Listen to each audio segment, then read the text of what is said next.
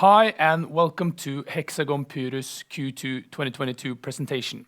My name is Mathias Meidel, and I am the Director of Investor Relations in Hexagon Purus. And I will be moderating from the studio in Oslo. From the studio, I'm joined by company CEO Morten Holum and company CFO Dilip Warrier. The agenda for today includes highlights from the quarter, a company update, the financials, and the outlook. We will end the presentation with a Q&A session, so please feel free to enter your questions via the function on your screen, or alternatively, send your question to ir@hexagonpurus.com. With that, I will pass over the word to you, Morten, who will take us through the highlights of the quarter. All right. Thank you, Mathias. Good morning, everyone, and thanks for dialing into our webcast this morning. We're happy to present our second quarter results, which has been another good quarter for Hexagon Purus. Three key highlights. Number one, we continue the strong revenue growth, more than double that of Q2 last year, taking our LTM revenue above 700 million NOK. Number two, the global energy crisis has brought on an even stronger wave of regulatory measures to drive both decarbonization and energy security. This is very supportive for us, particularly the infrastructure side of our business. Which leads me to number three, we see continued strong commercial momentum and growth in order intake for our hydrogen distribution business. We posted another quarter with solid revenue growth. Q2 revenue was 210 million NOK, up 123% from last year, and 35% higher than last year on a pro forma basis. And as you can see in the middle chart, this takes the LTM curve further up towards our 2022 target of 900 million. Now, I would also like to highlight that Wystrach, which accounts for the majority of our hydrogen distribution business, they posted an EBITDA margin of 10% in the quarter. They operated with reasonably high capacity utilization in the quarter, so this is a good indication of what we can do once we get facilities to scale and achieve sufficient operating leverage in the business.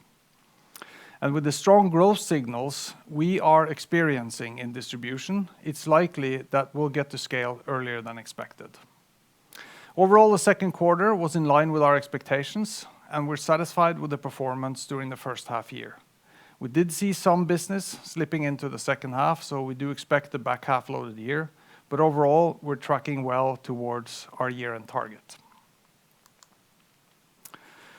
Since we did not have the Wystrach business in our portfolio in Q2 last year, we choose to show the quarterly revenue comparison on a pro forma basis, as if Wystrach was there also last year. And as in previous quarters, the main revenue growth driver is the hydrogen distribution business. I'll come back to this later in the presentation, but it's really remarkable to see how this business is continuing to gain momentum. And with the growing hydrogen demand for industrial use, the demand for our distribution modules is also rapidly increasing. We also saw growth in the rail business with Alstom and in the heavy-duty truck business, the latter mainly consisting of development work at this stage. Deliveries of fuel system for transit buses were a bit lower in Q2, but we expect that to pick up in the second half of the year. And I don't think you should read too much into the year-over-year changes for rail, heavy duty, and transit. The changes are relatively minor and driven by delivery schedules that typically vary from quarter to quarter. The distribution volume, though, is secular, consistently growing from quarter to quarter. So let's look into distribution a bit closer. The cumulative order value captured in the first 6 months is 35 million euros, more than twice the volume captured in the same period last year. Our production capacity for the second half of 2022 is already fully booked, so we're now only able to accept orders for the next year. And next year is starting to fill up too. When we entered the second quarter, we had firm orders for 2 40-foot equivalent modules for delivery in 2023. But by the end of July, we had racked up firm orders for more than 40 of these 40-foot equivalent modules.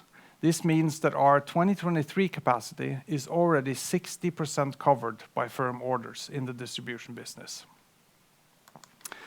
Just to remind everyone, the distribution business is a sizable part of our addressable hydrogen market, particularly in the early years. We believe that mobility will be a large part of the market long term once fuel cell technology starts to gain traction in the heavy-duty truck applications. This is still a few years out, though. The main focus for the OEMs right now is to get the battery electric trucks ready for the road in volumes in 2024. But distribution is here today. In fact, it's more than half the market today, and it's expected to remain in the 40% range all the way towards 2027. That's a sizable chunk of business. And also note that these market forecasts were made before the Ukraine war and before REPowerEU. The energy crisis caused by Russia's invasion of Ukraine has really focused the attention of EU politicians and member states. It has forced them to reevaluate the European energy strategy and brought energy security to the very top of their agenda, together with climate change and energy transition. And the energy transition, massive investments in renewable energy generation and hydrogen, that's part of the solution. This will result in higher demand for energy storage and distribution solutions. And I'm quite sure that the distribution forecast on this page underestimates the demand that will result from these recent developments. So let's look at what Hexagon Purus is today. We are a technology company supporting the energy transition.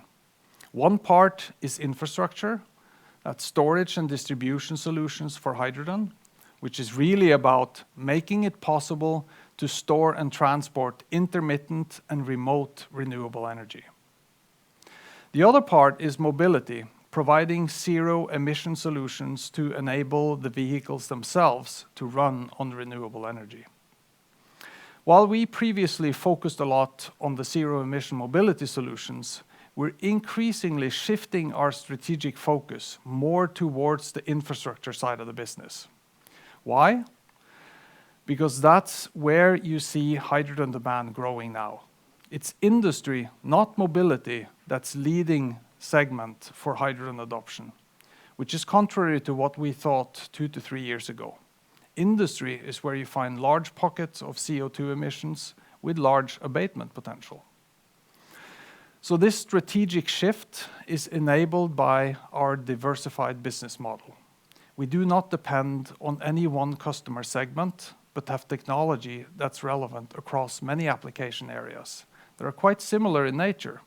I'll show that in a few minutes.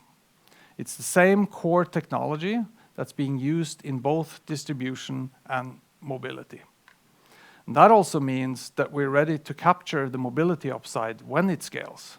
In fact, it makes us more competitive when it scales because we have reached scale in a related area in the meantime. So let's take a look then at what our infrastructure portfolio consists of. The 3 main product areas are distribution modules, stationary storage, and mobile refueling solutions.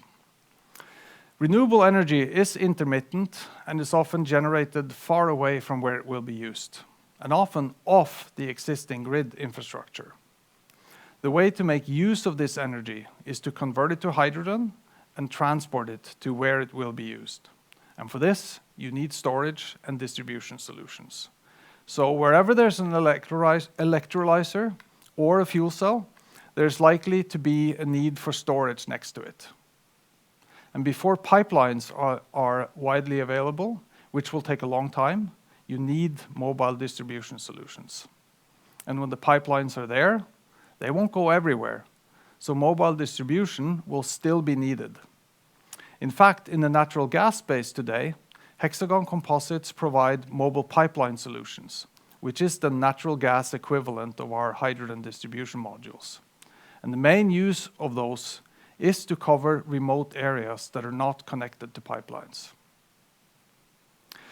And then on the right, it's mobile refueling solutions. It will take time before the infrastructure is built out sufficiently to make widespread adoption in mobility. So mobile refueling solutions enable early adoption of hydrogen in the meantime. A mobile refueler is more or less a distribution module with filling technology attached, storage tanks, and a dispenser. It's a great bridge that functions as an accelerator because these can be utilized in bus and truck depots so that fleets with return to base operations can adopt hydrogen before there is a large enough network of refueling stations established. You can also think of similar solutions with other potential use cases. You can attach a fuel cell to a distribution module, and you suddenly have a mobile unit for emergency power or off-grid power availability. There's no new technology development needed for this. It's just a combination of technologies we already know to create a new product that the world needs. And that's the beauty of Hexagon Purus, our technology, our competence, and our know-how. Diversification is enabled by a narrow technology core that has relevance across a large range of applications. It's the Type 4 carbon fiber pressure vessel on the bottom left, a specialty component that we have designed and manufactured for more than 6 decades and know better than anyone else. Then there's the cylinder system on the bottom right, a combination of cylinders piped together and integrated into an overall storage system. It sounds very simple, but it's far from trivial, particularly the cylinder part. It's a highly engineered, high-pressure component with very demanding performance requirements and razor-thin tolerances. It's quite difficult. There are only a handful of companies in the world that can do this well. But with these 2 building blocks, we build solutions that are relevant in and can be tailored to a wide range of use cases. It's the same base technology applied in a different environment, but with similar operating characteristics and performance criteria.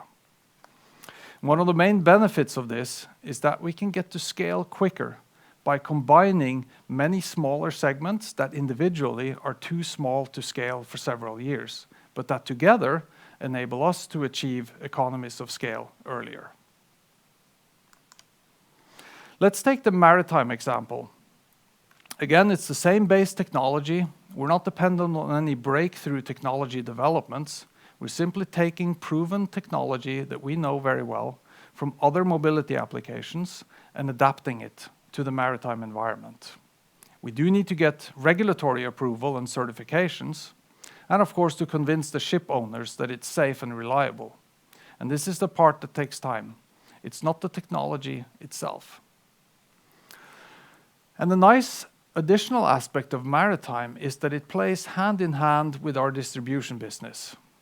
As ships start to utilize hydrogen as a fuel, the hydrogen needs to be transported to the bunkering station at the quay, which is where our distribution modules come in. And some maritime vessels will actually use a distribution module as an onboard fuel storage system, either fixed mounted or as swappable containers to enable quick fueling. When you get to the port, you simply lift the empty container off the vessel and put a new full container on. There are several inland river vessels that are preparing for this type of hydrogen storage in Europe. We got a cylinder order earlier in Q2 for use in swappable fuel storage containers on an inland river vessel in Europe.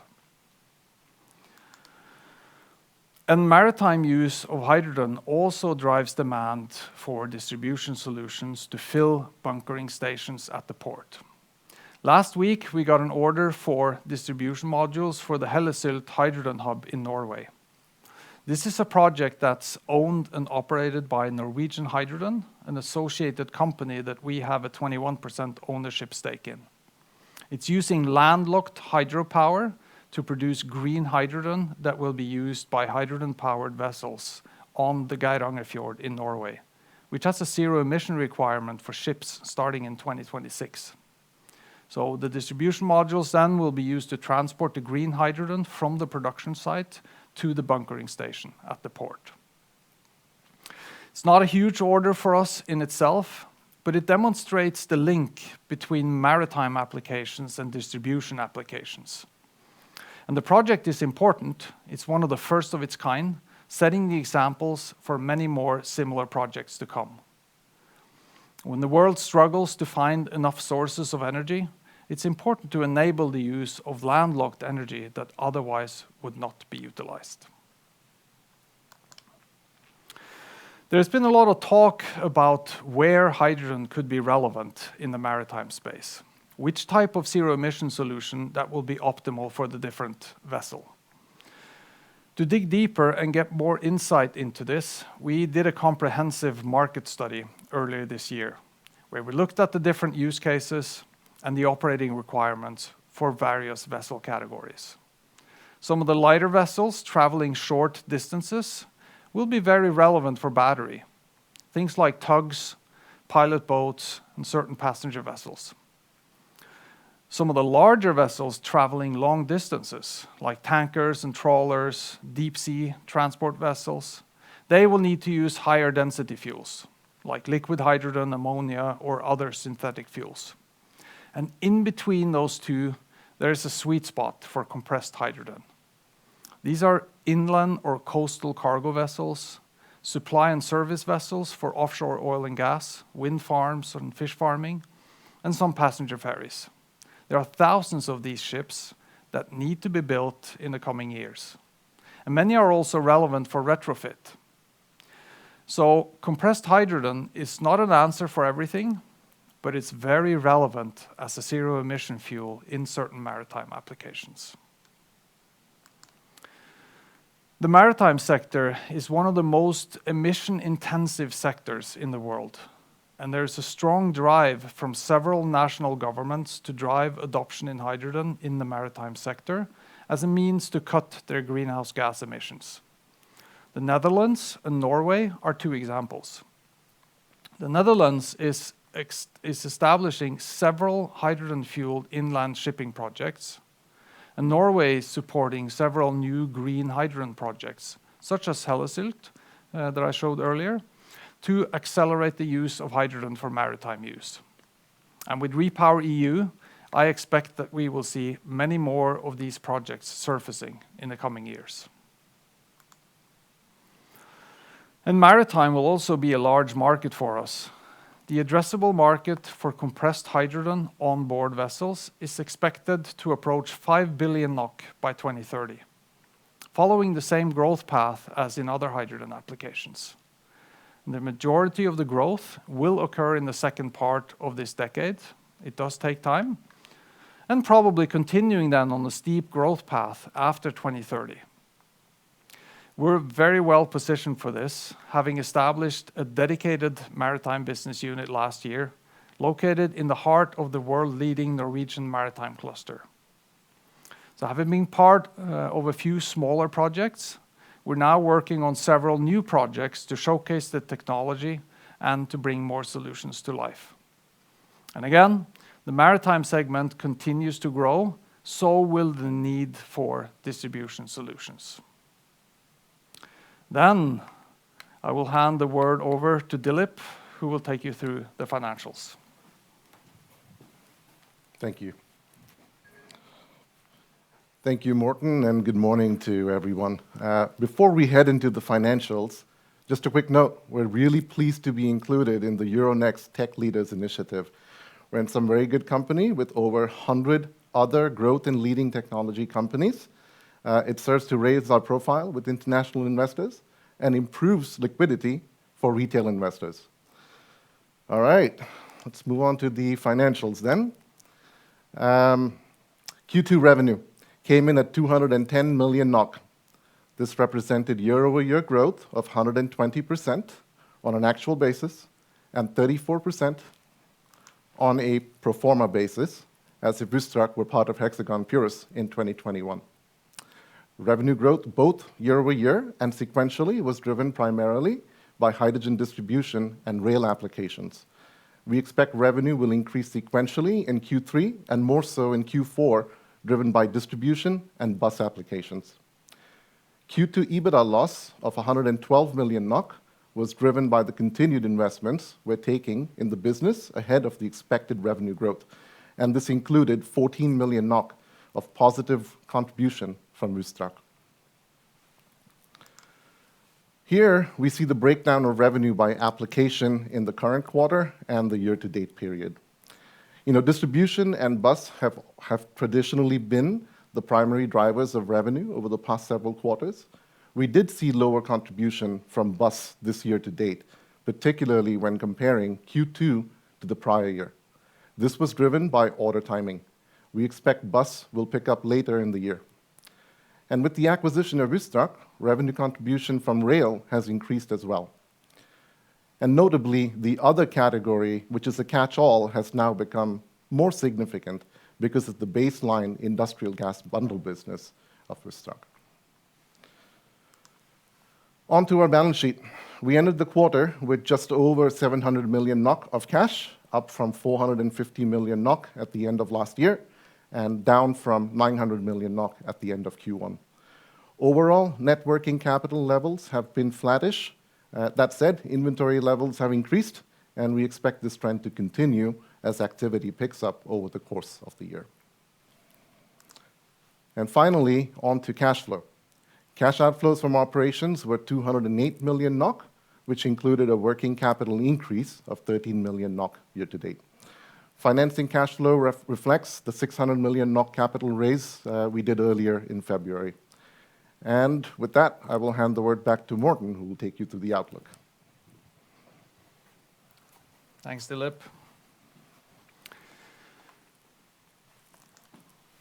So, back in March, the European Commission launched REPowerEU as a response to the shock of the Ukraine war. REPowerEU is a plan to deal with Europe's dependency on fossil fuels and on Russian gas supply to make the EU energy independent. And hydrogen made from renewable energy is one of the key cornerstones of this plan, significantly increasing the already ambitious 2030 green hydrogen production targets. This is about to release an amount of 27 billion euros for investment in hydrogen infrastructure across Europe and 86 billion euros for renewable energy. This illustrates very well how energy independence and national security go hand in hand with the energy transition, and how this now acts as an accelerator to the green shift. And now we're finally about to see stronger action taken on the other side of the Atlantic as well. So 2 days ago, the US Senate passed a bill that will earmark $370 billion to support clean energy, emission reduction, and energy security. The Inflation Reduction Act, as it is oddly called, puts the US on a path to 40% emission reduction by 2030.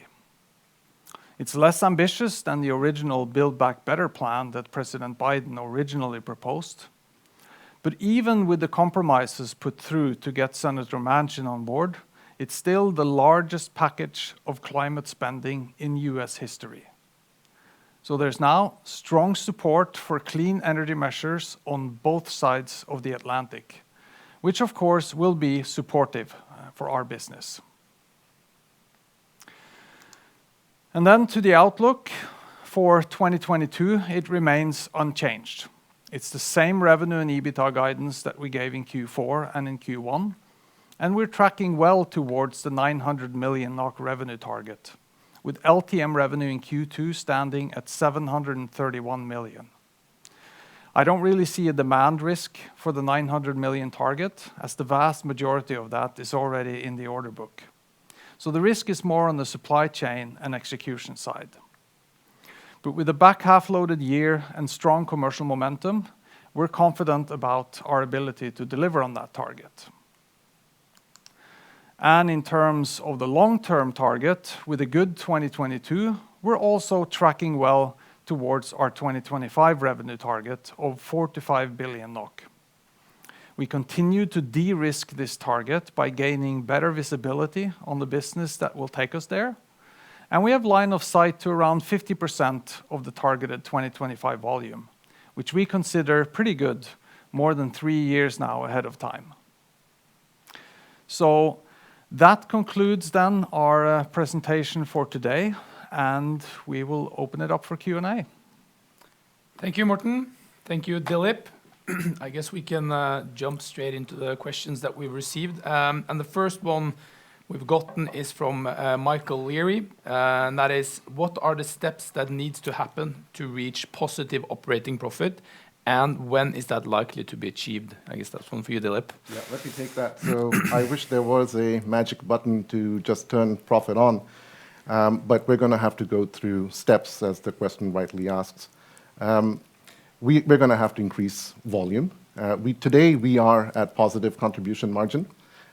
We are taking investments ahead of the revenue growth. So the path to profitability is increasing volume, which in turn requires CapEx investments to drive the revenue growth. We fully expect that we turn EBITDA positive in the 2025 timeframe at revenue levels of 4 to 5 billion NOK, which is in line with our target and which we continue to de-risk. Yeah, thanks, Dilip. And then there's a long question from Anders Roslund here, but I'll try to summarize it, that we have to comment on the withdrawal nomination early in Q2. The question is, in connection with the Q1 presentation, one could get the impression that it was more or less firm. Maybe you were as surprised as everyone else when the customer walked away. So 1, what happened? 2, why did you lose the contract? 3, what will you do to avoid situations like this in the future? And 4, will the experience change your communication addressing non-firm contract leads? So, yeah, Morten? a lot of questions there, and I think we actually addressed this thoroughly in the last quarter as well. But let's try to address it. So, number one, I think that these types of contracts that you do with the OEMs, they go through stages. So you typically you go through a lot of testing and a lot of work together with the OEM, sometimes for 12 to 18 months before you get to the nomination stage. And after that, it's pretty clear that you have been chosen as a supplier. And then there's a process where you go through to firm up a lot of things around it, like supply chain and other types of issues, going through the agreeing on all the final terms and conditions before you then are to the supply contract stage where you actually go and start delivering. So it is a long process. Most of the time when you get to as I mentioned, when you get to the nomination stage, it's pretty firm, but sometimes things happen. And in this particular case, we had an issue with battery supply, given the state of the global supply chains, where the OEM required a firm solution for battery supply, unchanged all the way through the vehicle life, and all of that secured now. We were not able to do that at the time. So the OEM chose to go with a different solution, which is technically inferior to the solution that we provided, but where they could supply or actually give firm clarity on the supply all the way through the vehicle program. So that is what happens. Now, is there a risk that this could happen to other contracts? I would say that you can never take away the risk. But most of the time, once you get to the nomination stage and once you get to LOI stages, you've come pretty far into the development, and the cost also for the OEM to change to something else can typically be also significant. So once you're there, it's pretty firm, but there are no guarantees. Thank you, Morten. And then next question from Bernard Rotter. I guess this is one for you as well, Morten. How is the market developing in Asia and China and the cooperation with CIMC Enric? Yeah, so the cooperation with CIMC Enric is going well. So it has, compared to our original plans, I think, a few years back, this has taken a bit more time and it's been a bit slower than what we expected. And actually, if you look at the market in China, that's also, in terms of hydrogen adoption, developing a lot slower than what we had thought. So we thought that China clearly would be the biggest market and it would be the fastest market to adopt hydrogen. But actually, if you see what's happening now, it's slowing down a bit in China, and at the same time, you see a very strong acceleration in Europe and now also in North America, which probably shifts the balance a bit. So right now, we are going full steam here in Europe on the distribution side, and then we continue to work also on preparing the facility in China and to take volume there when it eventually comes. Thank you, Morten. And then there's a question for you, Dilip, from Thomas Dowling-Ness. How have you kept gross margins above 30% despite the continued price increase in input costs? Yeah, so good question. Just keep in mind that gross margin is a function of mix, and it can change quite a bit from quarter to quarter. We have the ability to pass on cost increases that we see to our customer. It is a little bit of a mix. You know, in certain cases, you can have certain customers that you pass on cost increases pretty quickly through, and it's very efficient. And in some cases, you have to work through a process with the customer cooperatively and arrive at a price increase that works for both parties. And at the same time, it's incumbent on us to also strive for further cost reduction so that we can still stay whole. So it's a little, it's a balancing act, but you know, it's a little bit, right? It's there's a mix effect going on over here as well. Thank you, Dilip. And then I guess this is potentially for you, Morten, from Elliot Jones. Can you provide an update on your process of uplisting to the main markets? Yeah, so it is still our clear target and ambition to uplist. And we actually had also plans to do that in Q2, but met a not very friendly, I think, capital market in Q2. So we took some extra time. We pushed it over the summer. We used the time well to sharpen the preparations and to assess all the different options. And so we will be targeting now to do that in the second half of the year. Thank you, Morten. And then a follow-up question or an additional question from Elliot here.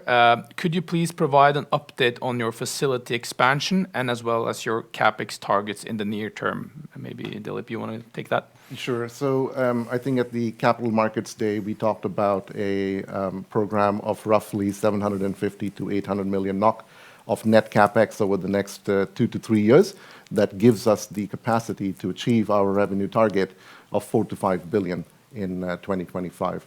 We also said that in terms of timing, CapEx in 2022 was likely to be maybe 30 to 40% of that target. So we've done about 100 million NOK of CapEx year to date. I think we're pretty much on track to meet our overall target for 2022 CapEx here in the second half. Yeah. Thank you. And then one more question here from Felix Varak. Can you name some of the key risks on the supply side? Are there any areas where there is currently sourcing and procurement difficulties? I guess you can take that, Dilip. Yeah, so it's a little bit all across the board. I don't think there's any one particular item that stands out as a key risk. It's sometimes the smallest little component, valve, etc., that can actually hold up final assembly. So yes, there is a supply shortage in certain cases, and we work proactively with our supply base. We have more frequent touch points with our suppliers, and in cases where we can, we're purchasing earlier in the cycle, sort of pre-purchasing, you know, maybe sometimes 6 to 9 months in advance, much earlier than we would normally do. Yeah, thank you. And I do think that that was the last question for today. So thank you both, Morten and Dilip. So that wraps up our session here today, and I would like to thank you all for listening to what we had to say today, and I wish you all a good day, and thank you from Oslo. Thank you very much. Thank you.